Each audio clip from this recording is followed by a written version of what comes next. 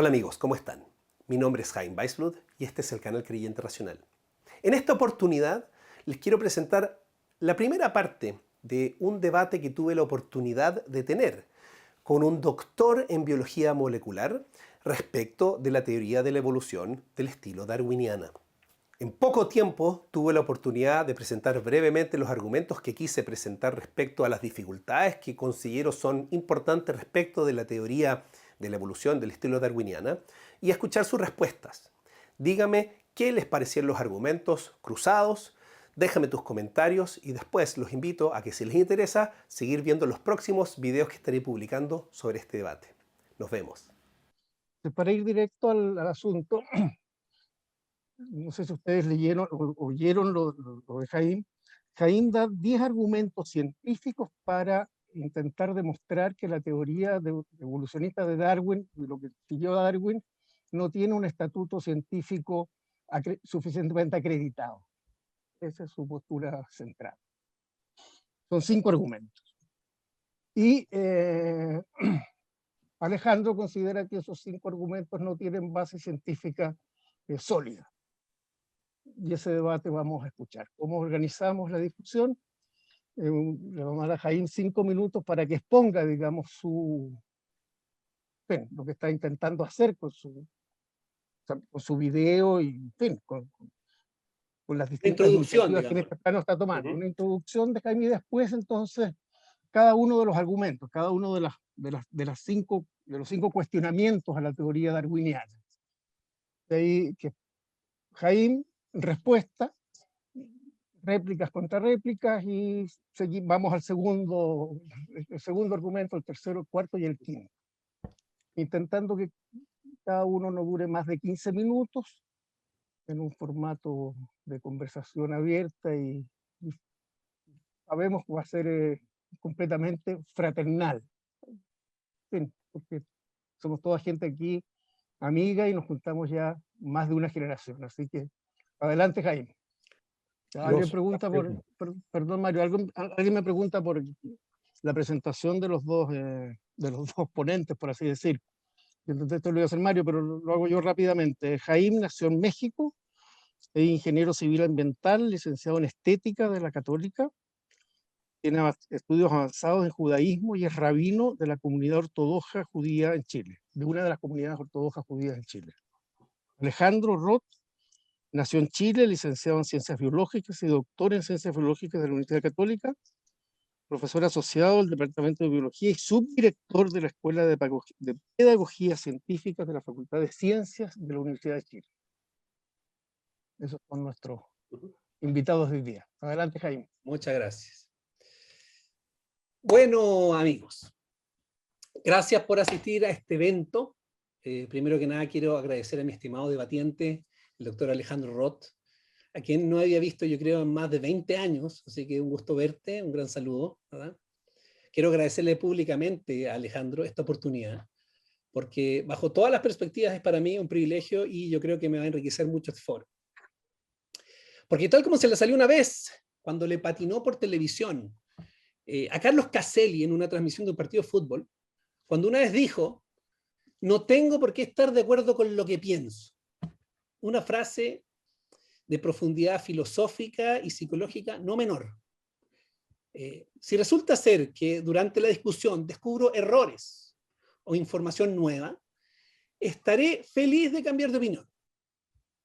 Porque no siempre hay que estar de acuerdo con lo que uno piensa. Bueno, vamos al grano. Mi punto es el siguiente. Me imagino que mi historia es común a probablemente la mayoría de los que aquí se encuentran presentes. Desde el colegio, durante la universidad y cada vez más, cualquier libro que agarro, ya sea de ciencia, historia, psicología, sociología, de alguna forma, ya sea explícita o implícita, se presenta un argumento del estilo siguiente. ¿Por qué a los humanos nos gusta tanto el azúcar? Bueno, porque cuando éramos homínidos teníamos que acumular la mayor cantidad de energía posible por la escasez y evolucionamos con eso. Y ahora por esto estamos todos gordos. ¿Por qué existe el altruismo en los seres humanos? Bueno, porque los grupos homínidos que desarrollaron más colaboración, tuvieron más éxito y prevalecieron por sobre los grupos homínidos que no desarrollaron esa colaboración. ¿Por qué tenemos el dedo gordo así? bueno, eso lo heredamos de cuando éramos un ratón, o alguna historia de ventaja adaptativa ad hoc por el estilo. Así que el mensaje que percibía y que percibo con cada libro que leo es que la evolución es un hecho. Creo que en términos generales así lo percibe al menos la mayoría de la población. Y mientras más educada, más así lo percibe, que la evolución darwiniana es un hecho científico comprobado. Es decir, que nosotros y todos los seres vivos que existen somos el resultado de un proceso evolutivo basado en variaciones al azar de algún tipo que produjeron algún tipo de ventaja adaptativa que privilegió su supervivencia, guiando así su evolución. En el imaginario común, digamos, en el imaginario convencional, de alguna forma, a partir de compuestos químicos básicos, en alguna sopa primigenia antigua, se produjo de alguna forma una molécula primigenia autorreplicante que dio origen a la primera protovida y que luego, a partir de un proceso evolutivo, llegamos finalmente a los monos, los sapos, los caballos, los homo sapiens. Conocidos eran para muchos entendidos, por ejemplo, los experimentos de Stanley Miller en los años 50, que en condiciones simples de laboratorio habían logrado producir ciertos aminoácidos que son la base de la vida y en su momento fueron una gran evidencia para la evolución. La verdad de las cosas es que hasta hace no tanto tiempo atrás, toda esta historia no me molestaba en lo más mínimo. Incluso cuando ya llevaba varios años de rabino. Después de todo, existe una interpretación plausible que en lo personal me queda cómoda con mis posiciones teológicas. Y eso se llama el evolucionismo teísta. El evolucionismo teísta plantea que puede existir un mecanismo completamente natural que haya dado origen a la vida y sea factible de ser descubierta por la ciencia.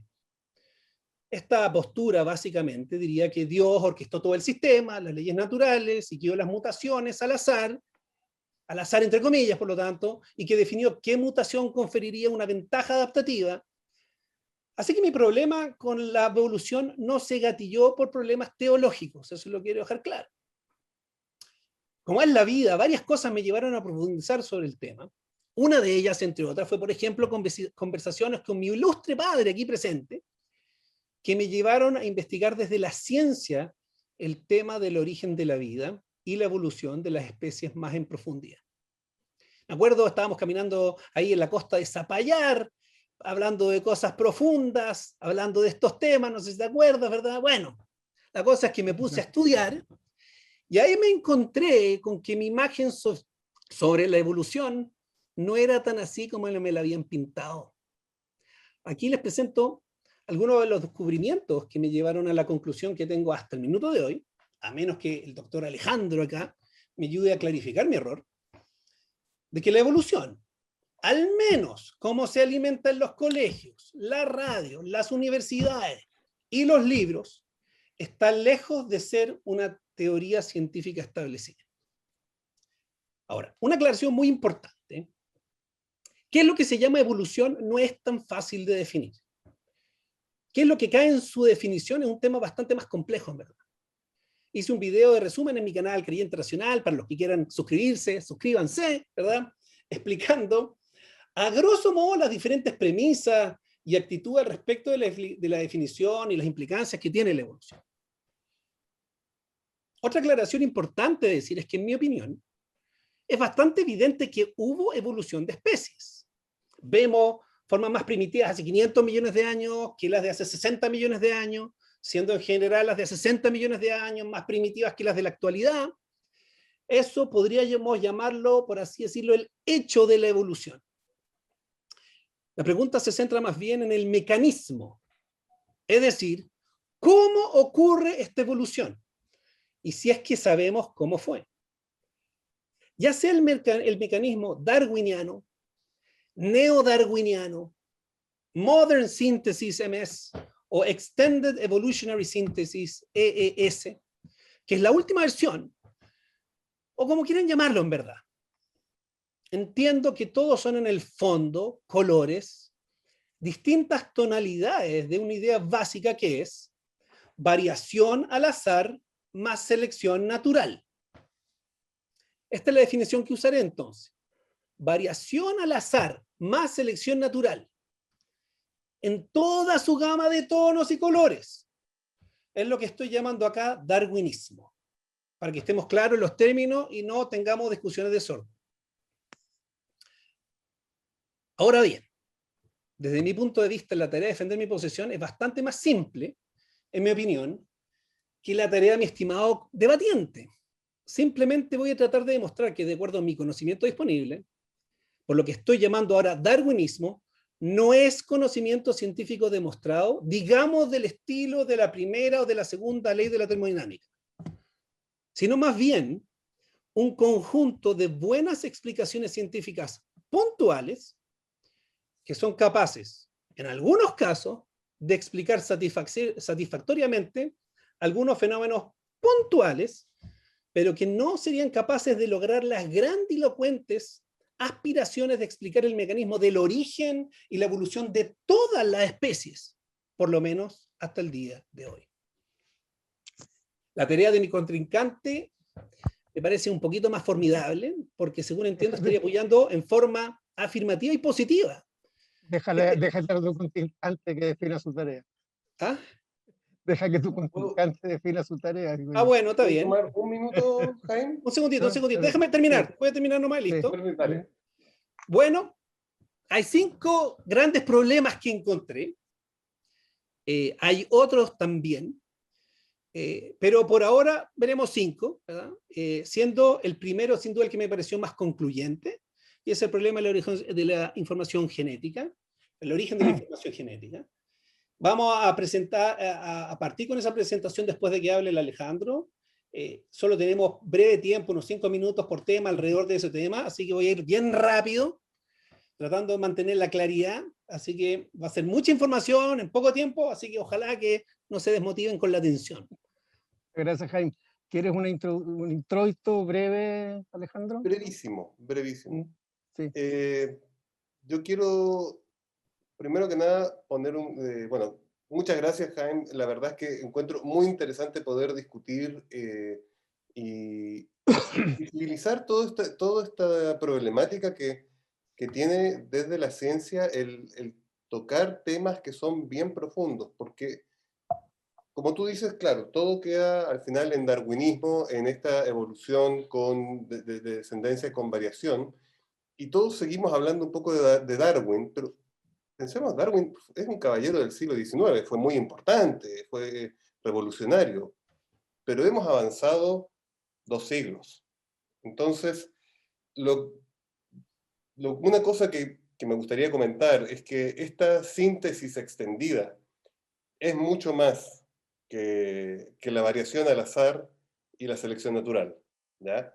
Y no son los únicos mecanismos que hablamos, o sea, no solamente hemos visto que se enriquece la selección natural.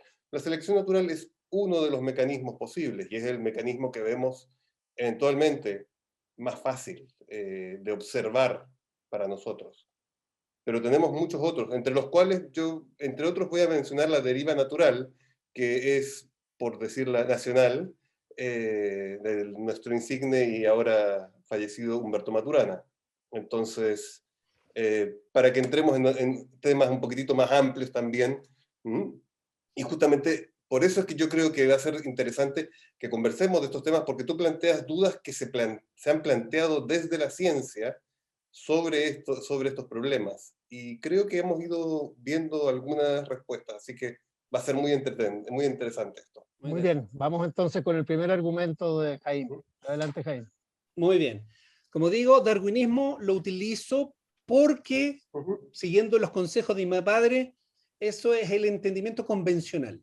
Pero por eso mencioné EES y MS, porque si no se pone demasiado técnico para el público, creo yo. Ok. Voy a compartir pantalla ahora. Un segundito, ahí está. Ahí está, ¿se ve?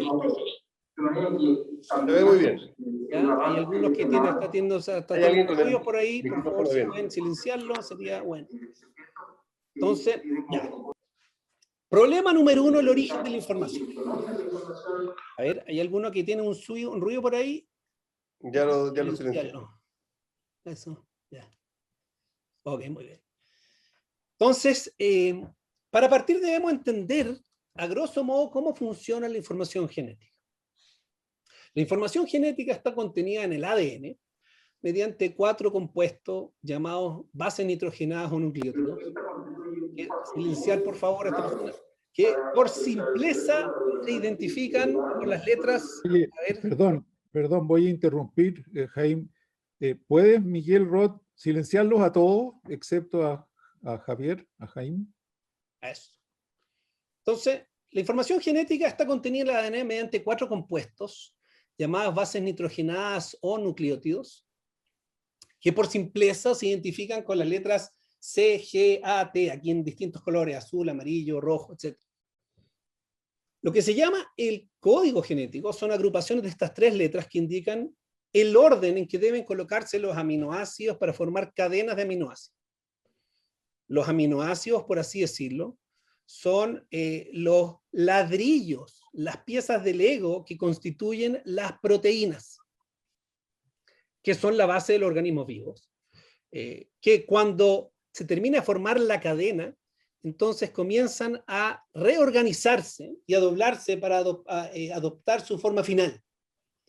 Cuando este orden de los aminoácidos es el correcto, la cadena logra configurarse en forma útil, generando una proteína funcional.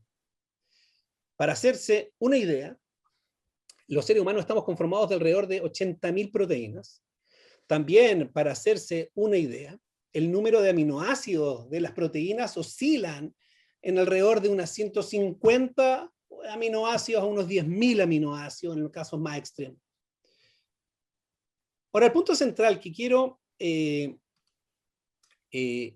plantear ahora es que cualquier teoría evolutiva en todas sus dimensiones parte, en mi opinión, de un lugar muy tardío, porque supone una cantidad de complejidad espeluznante para comenzar sus explicaciones.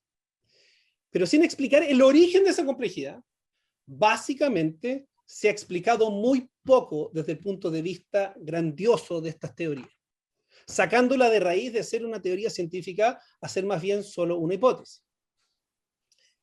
Veamos, por ejemplo, el caso de una proteína simple. ¿Cuál sería la probabilidad de que se haga una conformación específica para una proteína de 150 aminoácidos al azar? La respuesta es 1 partido por el número de aminoácidos disponibles, que son 20. Si la cadena tiene 150, entonces hay que multiplicarlo 150 veces, lo que da un número de 1 partido por 10 elevado a 195. Ahora este número es espectacularmente chico. Aquí lo grafico para que se hagan una idea de lo pequeño que es. Ahora bien, para poder establecer cuál es la probabilidad de que se configure esta proteína de 150 aminoácidos al azar, primero necesitaríamos saber cuál es la proporción de configuraciones posibles que producirían proteínas funcionales. Tal vez todas las combinaciones son funcionales, o tal vez muy pocas son funcionales. Este dato sería bastante crítico. La probabilidad buscada se calcula entonces por el número total de proteínas funcionales posibles dividido por el número total de combinaciones de aminoácidos posibles. Existe un estudio sobre un complejo proteico de 150 aminoácidos que para nuestro objetivo es lo mismo que una proteína de 150 aminoácidos. El resultado que entrega este estudio nos da que es de 1 partido por 10 elevado a 77 esta proporción. Es decir, que la probabilidad de formar una proteína funcional al azar de 150 aminoácidos baja del superlativamente pequeño número de 1 partido por 10 elevado a 195 al enano número de 1 partido por 10 elevado a 77. Para que se hagan una idea, se estima que el número total de átomos en el universo completo es de alrededor de 10 elevado a 80. Es decir, que la probabilidad de formar una proteína de 150 aminoácidos al azar es casi nula desde todas las perspectivas prácticas posibles. Y esto es solo para una proteína. Pero para la evolución, voy a admitir aquí algunos, pero para la evolución se requiere de una célula viva de donde partir el proceso evolutivo. Calculemos ahora cuáles serían aproximadamente las probabilidades para formar la célula más simple, es decir, la forma de vida más simple. Un estudio hecho por un reconocido científico en esta área que se llama Eugene Koonin, muestra que el genoma estimado más chico para una célula estaría entre los 318.000 y 562.000 letras de pares nucleótidos, que sería alrededor de 300 a 500 genes. Pero el problema no termina ahí. Para llegar a los Homo sapiens, es decir, que para pasar de compuestos orgánicos desde una supuesta sopra primigenia a la célula viva más simple, se necesitaría alrededor de 300 a 500 genes, que es como decirse más o menos, sacarse la lotería de 1 partido por 10 elevado a 77 entre 300 y 500 veces. Eso es lo que estamos hablando para producir la célula más simple, el genoma más simple, más chico.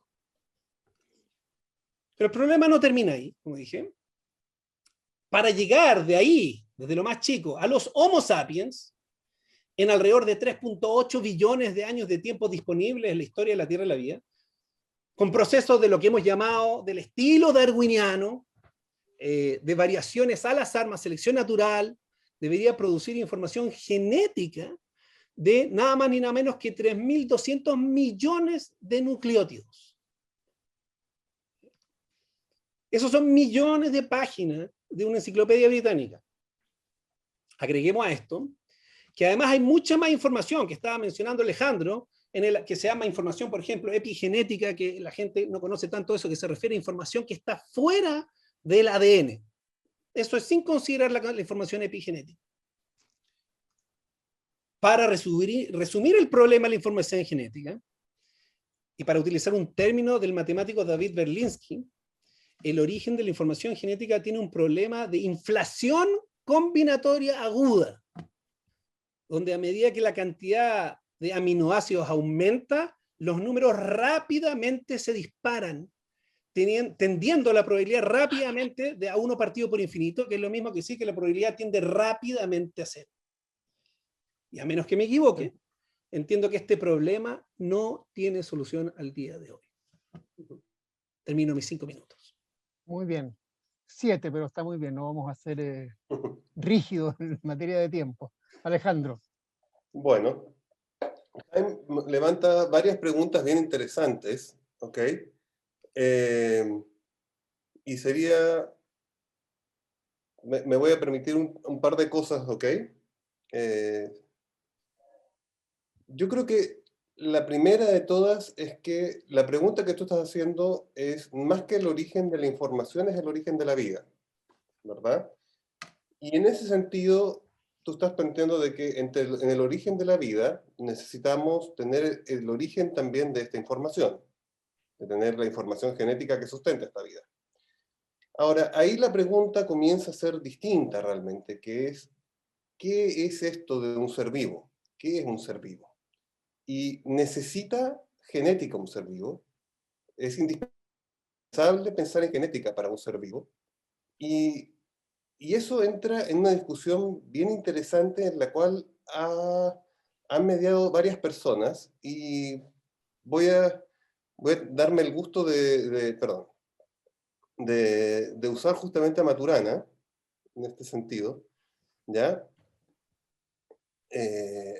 Bueno, esto, a ver, ¿qué es lo que estoy mostrando? ¿Algo en la pantalla o no? Sí. Sí. Bien. Ok, esto era solamente, esta es una típica diapo que les muestro a mis estudiantes en la carrera, okay, sobre las diferencias que tenemos sobre lo que es una hipótesis, una teoría, una predicción en el sistema, en el método científico. Les suele quedar mucho más claro después de esta diapositiva, porque si no, me paso media hora. Pero fíjense una cosa que sí es importante. Cuando vamos entre observación y pregunta e hipótesis, ¿ya? La característica que tienen las teorías en ciencia es que nos permiten justamente hacer nuevas observaciones y levantar nuevas hipótesis, ¿ya? Y en ese sentido, la teoría de la evolución ha sido tremendamente fecunda. Ha dado origen a muchas ramas del conocimiento, ¿ya? Y precisamente porque ha seguido este proceso, porque hemos llegado de observaciones a preguntas, a hipótesis, que son básicamente, podríamos decir, opiniones informadas. Y en base a estas hipótesis hemos hecho predicciones. Y estas predicciones se cumplen o no, de acuerdo al experimento que hacemos, ¿ya?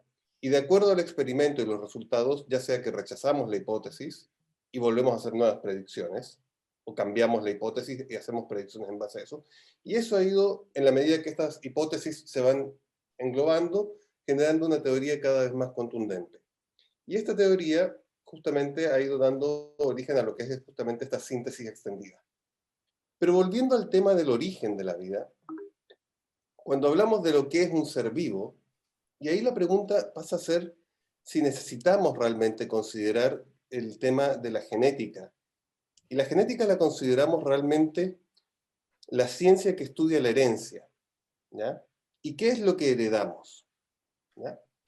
Y aquí Humberto Maturana y Varela nos plantean que el ser vivo, ¿ya? Los seres vivos, realmente, más que definirlos de acuerdo a que heredan algo o que hacen algo o son capaces de reproducirse o son capaces de realizar algo, son sistemas que presentan una red de procesos internos, ¿ya? Lo que normalmente nosotros consideramos un metabolismo, presentan una frontera, lo que en una célula vendría a ser una membrana, lo que nosotros podría ser nuestra piel, etcétera, ¿ya?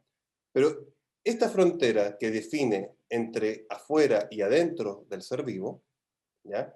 Se produce a partir de esta red de procesos sobre lo cual estos procesos toman elementos del exterior y los convierten en elementos de la frontera y los convierten en elementos propios, ¿ya? Ahora, cuando la velocidad de construcción del sistema es más alta que la velocidad de decaimiento, el sistema tiende a crecer. Y una vez que crece, tiende a dividirse. ¿Sí? Ahora, ¿qué es lo que se mantiene? Y fíjense, esto es importante.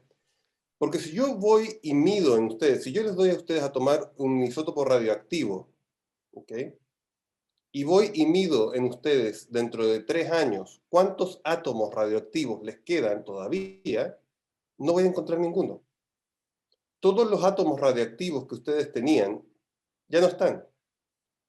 El momento que nosotros vamos viviendo, ¿ok?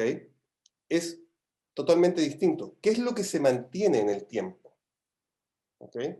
Los átomos que componían a Alejandro o que componían a Jaime hace 5 años ya no están con nosotros, están en cualquier otro lado del universo. Las moléculas que me componían a mí ya son otras, ¿ya? Y sin embargo, los átomos que componen mis neuronas son distintos. Y yo sigo siendo Alejandro, ¿verdad? ¿Cómo mantengo esa identidad?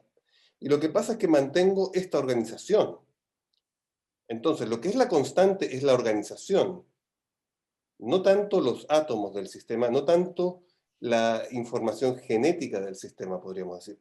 Lo que pasa entonces, la información genética, que viene a ser justamente la información que guarda esto y que permite la reproducción, ya después podríamos decir por mitosis o sexual o de otros tipos, es una especialización posterior al origen de la vida. ¿Ok? Y en esa estructura del origen de la vida, de lo que nos mostró Jaime, nos falta todavía un punto, ¿okay? Que sigue siendo todavía objeto de discusión, ¿ya? ¿Dónde se origina justamente ese ser vivo? ¿Ya? Pero justamente Jaime mencionó muy bien los experimentos de Stanley Miller. Stanley Miller hizo una serie de experimentos en que, no sé si están familiarizados con ellos, pero básicamente Stanley Miller puso un hervidor, ¿ya? Aquí le puso una llamita, aquí puso un colector, ¿ya? Y aquí puso unos electrodos, ¿ya? Y aquí hervía lo que venía a ser la atmósfera primitiva, o lo que se consideraba en ese momento que era probablemente la atmósfera primitiva, y aquí generaba descargas eléctricas. Y esto en el año 53, y a las 2 semanas ya detectaba aminoácidos, ya detectaba algunos nucleótidos. O sea, las primeras moléculas que consideramos moléculas biológicas, moléculas que son posibles ladrillos. Y él detectaba ya 4 aminoácidos hace 60 años. ¿Ok? Hoy en día, cuando tú haces esto, a la semana ya detectas 20 aminoácidos distintos. ¿Ya? Muy bien, pero son los aminoácidos y tenemos el problema de cómo se organizan, en esto que nos decía Jaime, de cómo se pueden organizar. Y esto quiere decir que tendrían que organizarse de una manera específica y tendrían que mantener un cierto grado de orden. No realmente. No realmente, porque, entre otras cosas, lo que conocemos de la historia del planeta nos indica que buena parte de lo que está asociado a la formación de proteínas, ¿ya?, que tiene mucho que ver con lo que son los minerales sobre los cuales se asentaron muchos de estos, ¿ya?, puede ser simplemente la formación sobre zonas de, yo no soy especialista del área, pero son sobre zonas que se puede haber producido desecamiento y concentración de material y rehidratación, ¿ya? Y todo esto ocurrió durante el primer millón de millones de años, ¿ya? De eso todavía nos queda 3/4 partes de la historia de la Tierra. Entonces, las primeras evidencias de vida en la Tierra, de evidencias claras, las tenemos hace más de 3.000 millones de años. ¿Mm? Y todas tienen que ver con la formación de estos complejos. Déjame terminar brevemente. Entonces, tenemos la posibilidad de formar complejos proteicos, ¿okay?, y posteriormente ir hacia la genética. Y nos falta aquí conectar con un pequeño conector que nos estamos olvidando, que se llama RNA, que es una molécula estructuralmente tridimensional con capacidades catalíticas, que es la que une al ADN con las proteínas hasta el día de hoy. Eso podemos seguir. Perdón, me pasé mucho. No, están 2 minutos. Ok.